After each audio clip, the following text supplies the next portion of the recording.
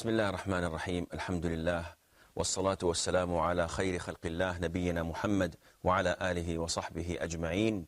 Dear brothers and sisters, Assalamu alaikum wa rahmatullah, and welcome to Lessons in Fiqh. Today, inshaAllah, we will begin to study the chapter that deals with ghusl and those who are regarded as sexually impure. The first hadith has the number of 94, and just as a reminder, Brother Mustafa, can you please tell me what is the name of the book we're studying? Chapter of ghusl. Well, this is the chapter, but what about the book? It's the book regarding sexual impurity. Again, what's the title of the book? Bulugh al-Maram. No cheating, please. Islam forbids cheating. And if you cheat while acquiring the knowledge, then you have a big problem. And the Prophet ﷺ stated that clearly. Whoever cheats us is not among us.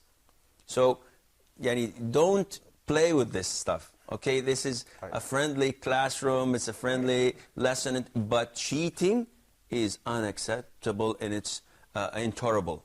We cannot tolerate this. Because this is our lives, this is our community. If we cheat in acquiring the knowledge that deals with the Quran and Sunnah, then I think we would cheat when we study engineering or medicine, and we would cheat when we take a post or position, and we would accept bribes, and we would do this, and I would cheat on my wife, and she would cheat on me, and cheating would destroy the community.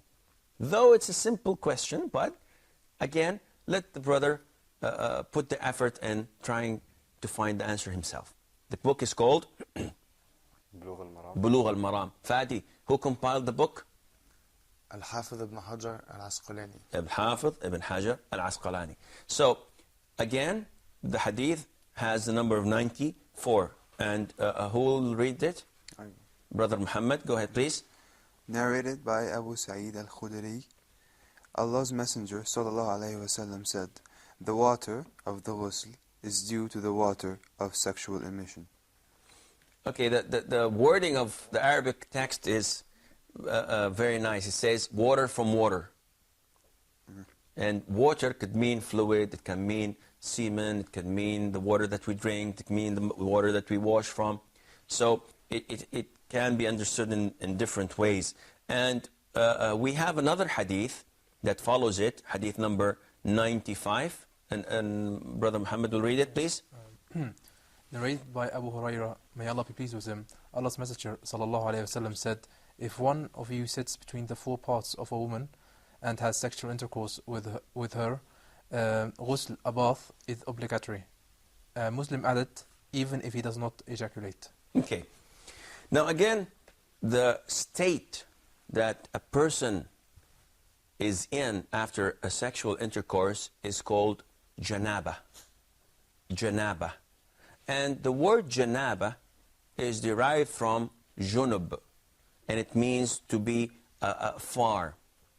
It means to be far from. And why do we call a person that had this status of sexual impurity junub? Because he stays away from certain rituals and forms of worship, such as salat, such as in some scholars holding the Holy Quran, such as entering the mosque. And this is the consensus of scholars. You may not enter the mosque while you are in the state of sexual impurity unless you are passing through. Yes, Brother Fadi. And tawaf, right? I said this. I said tawaf. You may not make tawaf, perform tawaf, unless you are sexually pure. But with the sexual impurity, you may not enter the mosque with the state of junub. It's forbidden, it's completely unacceptable, unless it's the only way for you to pass by from one area to the other. Otherwise, it's not permissible. Now, the first hadith tells us that water is from water, or as read by the brother, the water of ghusl is due to the water of sexual emission. Now, what does that mean? It simply means that if a person has an intercourse with his spouse, her or his spouse, then there is no ghusl, there is no obligatory bath obligated on them unless he ejaculates. So once he ejaculates, once the semen is out, then he should perform or take a total bath, obligatory ghusl. So this, what we understand from the first hadith.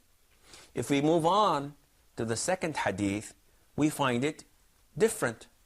We find that the Prophet says, ﷺ, if a person has intercourse with his spouse, whether he ejaculates or not, he must perform total ghusl. So what do we do in this case? Scholars say that this hadith abrogated the first one. Abrogated يعني نسخ, the first one, which means that this hadith tells us if a person does not ejaculate but the intercourse took place, then the ghusl is obligatory. Some say that, well, how did you know that it abrogated it as long as it did not have any date in it? How do we know that this is abrogating the first one without any dates? How would we know that this came before this one or this one came after this one? Scholars, yes? Is it because Abi Huraira is like a later Sahabi, so he is likely that he had narrated? Excellent. This is one of the reasons that scholars usually say that depending on the companion's date of reverting to Islam. So Tamim al-Dari, for example, was one of the very late Sahabis to convert to Islam. So they usually take his hadith over others.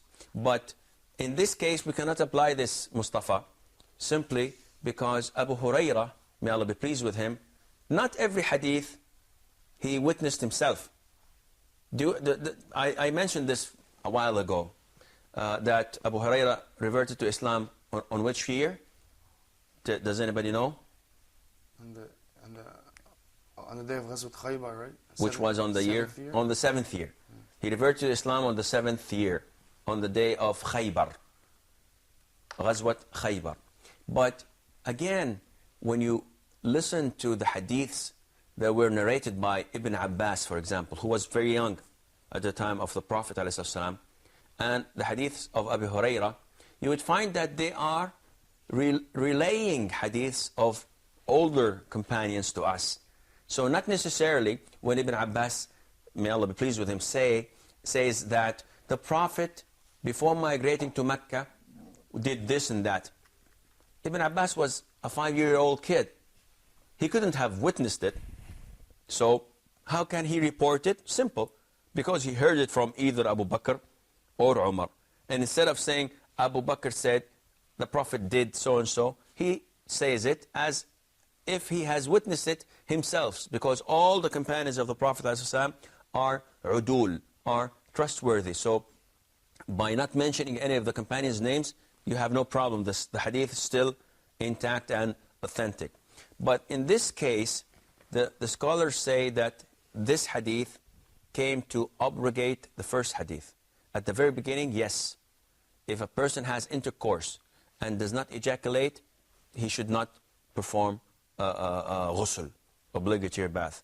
But later on a later stage, it was abrogated and it became a must whether he ejaculates or not. Now, there is another way to explain this hadith, al-ma' min al-ma', that water should be, the water of ghusl is due to the water of sexual emission, and this can be imagined without an intercourse. How would that be, Noor? How would a person ejaculate without intercourse? Yeah, The normal thing. normal things. How? For example, if I I feel in my dream, for example. Yes, that's the easiest thing, because anything else would be a sin, would be forbidden. You know, masturbating is a sin in Islam. This is part or a form of aggression, as mentioned in the Quran. So the only way that one can ejaculate without being sinful is whether he does it while sleeping, or if he does it with his wife. This is permissible. Now, if a person sleeps and wets his bed with a wet dream, this is the water that he should perform ghusl because of, though there is no intercourse. So the first hadith, hadith Abu Sa'id al-Khudri, does not conflict with the second hadith, because this can be followed in the case of no intercourse, and the second hadith would be followed in the case of intercourse, whether ejaculates or he does not ejaculate. Okay, we have the third hadith in this chapter, hadith number 96. Bismillah ar-Rahman ar-Rahim. Narrated by Salama, may Allah be pleased with her. Sulaim, the wife of Abu Talha, said, O Allah's Messenger, Allah is not ashamed of the truth. It's a ghusl, meaning bath, compulsory for a woman when she has a sexual dream. He, sallallahu alaihi wasallam, replied, yes, if she sees sign of the liquid. That is the sexual... That is a sexual discharge. Discharges. So, again, this is regarding ghusl. And I think that if we read the following hadith, that would be also appropriate. Hadith number 97.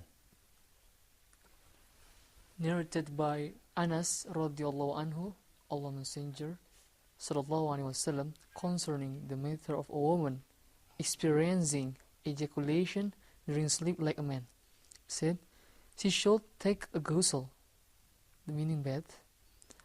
And a Muslim added, Salama said, does this happen to a woman?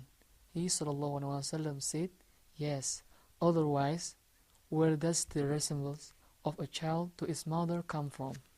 Now we have two hadiths, and just to read the hadiths again will probably consume a lot of our time, which my cameraman says that we cannot have. So I will pause here, we will have a short break, and inshallah we will be right back.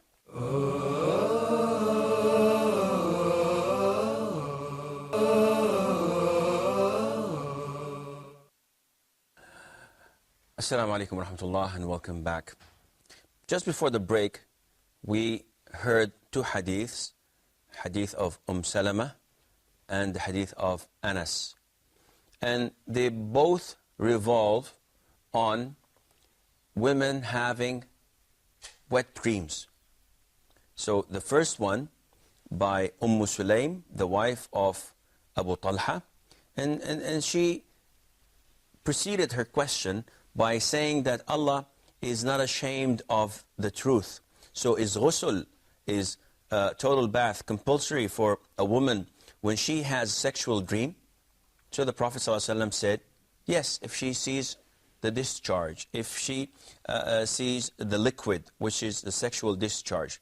Now, Anas hadith, again, that a woman asked the messengers of Allah, sallallahu alaihi wasallam, that what does a woman do when she sees in her sleep what a man's see? So the Prophet ﷺ told them that she should perform a total bath, obligatory ghusl or bath. Salama, the wife of the Prophet ﷺ, was astonished. She said that, does this happen to a woman? Do women have wet dreams? So the Prophet ﷺ said, yes, otherwise where does the resemblance of a child to its mother come from? Now, it's very nice how Sulaim preceded her question by saying that Allah is not ashamed of the truth. Because if she bluntly said the question, those who were listening would say, look at this woman. Look at the nerve she has. She doesn't feel ashamed of asking such questions to a male, to a prophet ﷺ, in the presence of others.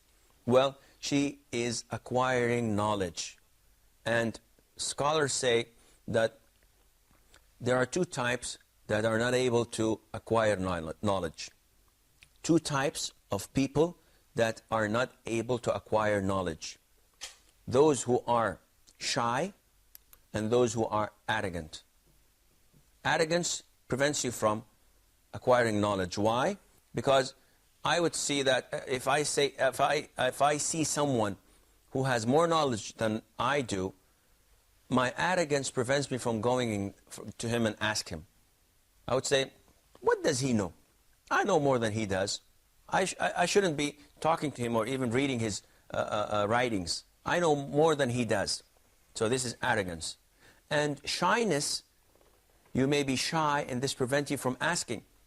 If you are learning from a sheikh or in a classroom and you have a question, but then you start looking left and right and say, well, if I ask this question, the other students will laugh at me.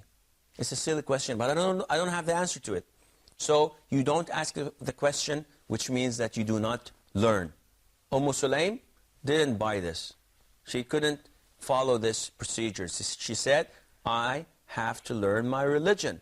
So, Prophet of Allah, so and so, what's the answer? He says, yes, if she sees the liquid, if she sees the sexual discharge, then she should perform ghusl. Now, we come back to the previous issue, which is ghusl, obligatory bath, is obligatory once a person has intercourse, whether he ejaculates or not. Or if a person ejaculates in his dream without an intercourse.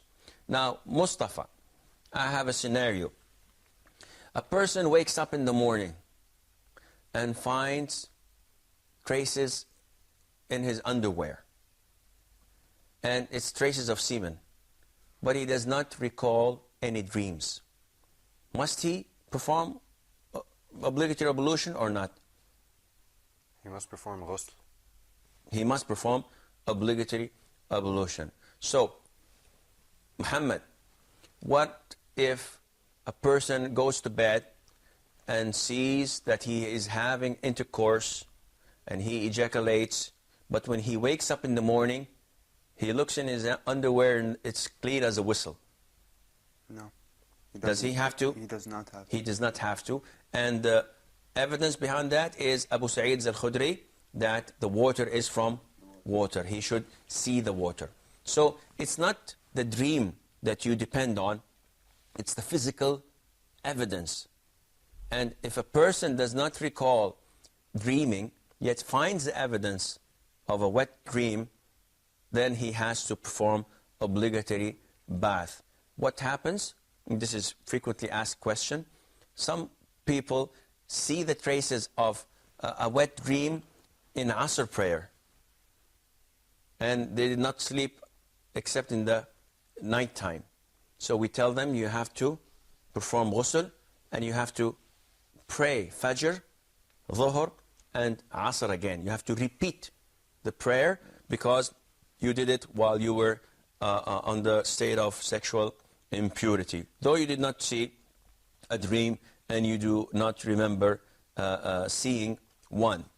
The following hadith, hadith number 98. Narrated Aisha, may Allah be pleased with her, Allah's Messenger sallallahu alaihi wasallam used to take a bath from four things: al-janaba, meaning after sexual intercourse; al-jum'ah, on Fridays; al-hijama, after extracting blood from his body; and ghusl al-mayit, meaning after washing a dead person. This hadith is not authentic, so we don't have to elaborate a lot about it. Some parts of it is correct and the other is not correct. For example, when she says that the Prophet ﷺ used to take a bath from after sexual intercourse, the a consensus of scholars that it's a must. After sexual intercourse, you have to have ghusl of al-janaba. You have to have an obligatory or total bath. Fridays, this is a disputed issue among scholars. We will get to it, inshallah, after one or two or three, who's counting, hadiths. After extracting blood, we gave you the word, what do we call extracting blood? Cupping. It's called cupping. Cupping, which is sucking or extracting the blood from the back of the neck or the shoulders or in certain areas of the body, and it is a form of medication. It's a very successful one. The Prophet did it, ﷺ, and he instructed us to do it. And to those who have migraine, it's called migraine, right? It is a very useful medication to that illness, alhamdulillah. And finally, after washing a dead person, and we said that this was abrogated. This was changed, and it's not obligatory anymore. It is preferable. Hadith number 99. Narrated by Abu Hurairah, may Allah be pleased with him, regarding the story of Thumamah ibn Uthal, when he embraced Islam. The Prophet ﷺ ordered him to take a bath. This hadith is the shorter version of a longer one. And the story of Thumamah ibn Uthal is a really astonishing one. Thumamah was a leader of his tribe in the center of the Arabian Peninsula. And once he was horse riding, and the soldiers of Allah, the companions of the Prophet ﷺ, captured him. So they took him to the mosque, to the masjid, and they tied him in one of the pillars of the masjid, which means that it is okay to enter a non-Muslim to the masjid. And he was tied there, waiting. The Prophet came to him the first day. So he said, Thumamah, what's going on? What have you got? So Thumamah said, Muhammad, if you kill me, you kill a person with blood, which means that people will come after my blood. My tribe will come after my blood. And if you pardon me, you will find me grateful. And if you want money as a ransom, ask whatever you want. I'll give it to you. So the Prophet did not answer him. And he went. The following day, the Prophet came to him, ﷺ, and said, Thumamah, what have you got? So again he said, if you kill me, you kill a person with blood. And if you pardon me, you will find me grateful. And if you want money, ask whatever you want. And the Prophet did not look at him again. And the third day, the Prophet came to him and said, Thumamah, what have you got? And he repeated the same exact words. So the Prophet looked at him and said to his companions, untie him. So they untied him. And he immediately went out of the mosque and performed ghusl in one version, in another version that as soon as they untied him, he embraced Islam. And he was 100% transformed from a non-Muslim to a Muslim by his actions and by his commitment. From hating the Prophet ﷺ to loving him. From hating Medina to loving it. From hating the companions to loving them. And he said that clearly to the Prophet ﷺ when he said, Ashhadu an la ilaha illallah wa ashhadu anna Muhammadan Rasulullah. I bear witness that there is no God but Allah and that Muhammad is his messenger. Muhammad, Prophet of Allah, your face was the worst thing on earth for me before I reverted to Islam. Now, it's the most beloved face on earth to my soul, and your city is likewise, and your companions are likewise. And just to show you how much a Muslim I am, I promise you that not even one single grain will come to the people of Mecca through my area without your permission. And this was the first economical boycott. And it went on for a number of months, the people of Mecca sent their convoys to the Prophet seeking his mercy and telling him, listen, we have relatives among us. You are our relative and there is blood between us. You cannot let this go by. Please ask Thumama to allow our food to come in. And so he did. Now, this hadith tells us that it is obligatory to perform ghusl because the Prophet told Thumama, go and take an obligatory ghusl. And it's an issue that has a dispute among scholars. Imam Malik, Imam Ahmad say that's obligatory for any person reverting to Islam to perform ghusl. The other scholars say no, it is preferable. There is a hadith by Qais ibn Asim that the Prophet ﷺ ordered him to perform ghusl, which strengthens the choice of Malik and Al-Imam Ahmad. And to be on the safe side, this is the best thing to do, because those who revert to Islam definitely had sexual intercourse and they don't believe in ghusl. So they are still in their sexual impurity. And even if they had a ghusl previously, this ghusl is symbolic to give us a sign that they have been transformed from a non-Islamic state to a Muslim state. And this transformation is marked by La ilaha illallah, the testimony. This is mental, and physically by washing or having the total bath. I'm afraid that this is all the time we have for today's program. So until we meet next time, fi amanillah, wassalamu alaikum wa rahmatullahi wa barakatuh.